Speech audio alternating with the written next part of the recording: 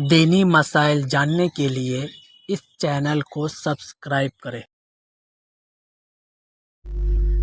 غیر مسلم سے دوستی کرنا کیسا ہے، تعلق رکھنا کیسا ہے، اس بارے میں علماء کرام کے بیانات کیا ہے وہ ہم لوگ دیکھیں گے۔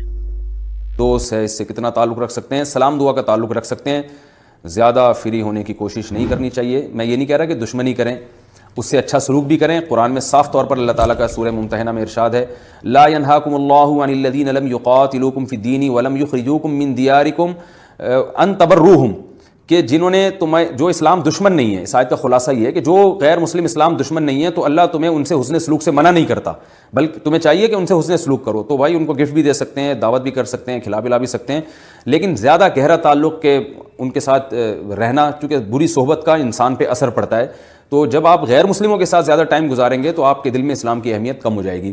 تو اس سے بہرحال اجتناب کرنا چاہیے، اور قرآن مجید میں بھی اللہ تعالیٰ نے ان سے دلی دوستی کی اجازت ہمیں نہیں دی ہے۔ دیکھیں، مسئلہ یہ ہوتا ہے کہ غیر مسلم سے دوستی کرنا یہ منع ہے۔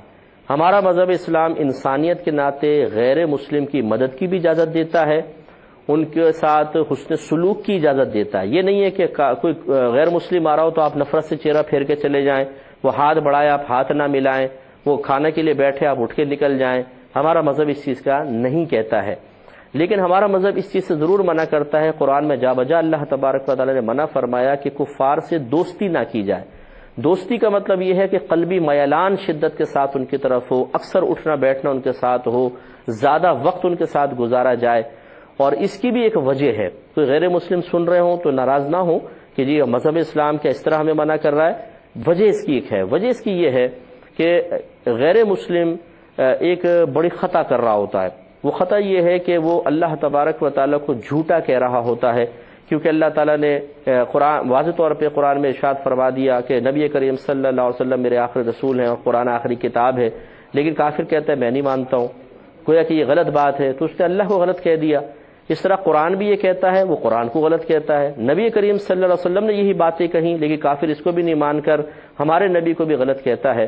تو ہماری شریعت یہ نہیں چاہتی کہ ایسے شخص کے ساتھ رہ کر کسی مسلمان کے ایمان میں بھی کوئی ایسا خلل پیدا ہو جائے کہ اس کے ذہن میں وساوس آ جائیں اور اسی طرح کا وہ عقیدہ کر کے اپنے ایمان کی بربادی کا سامان کرے۔ اور جبکہ ہمارے مسلمان بھائی خود اپنا مذہب اسلام کچھ بھی نہیں جانتے ہیں، وہ کہتے ہیں جی ہم اس لیے ساتھ ہیں شاید اسلام کی طرف مائل ہو جائیں۔ تو بھائی پہلے خود آپ تو اسلام سیکھ لیجئے کہ اسلام ہے کیا۔ اگر اس نے 2 کویسچن آپ کے اسلام کے بارے میں کر لیے تو آپ کوئی جواب نہیں دے سکیں گے۔ تو اس لیے بہتر یہ ہے کہ غیر مسلم سے بالکل آپ اتنا تعلق رکھ سکتے ہیں، دعا سلام ہے، ہاتھ وغیرہ ملایا، اگر ساتھ آپ کے کام کر رہے ہیں تو کھا لیا، تھوڑا بہت بیٹھ گئے، لیکن زیادہ دوستی وغیرہ شریعت نے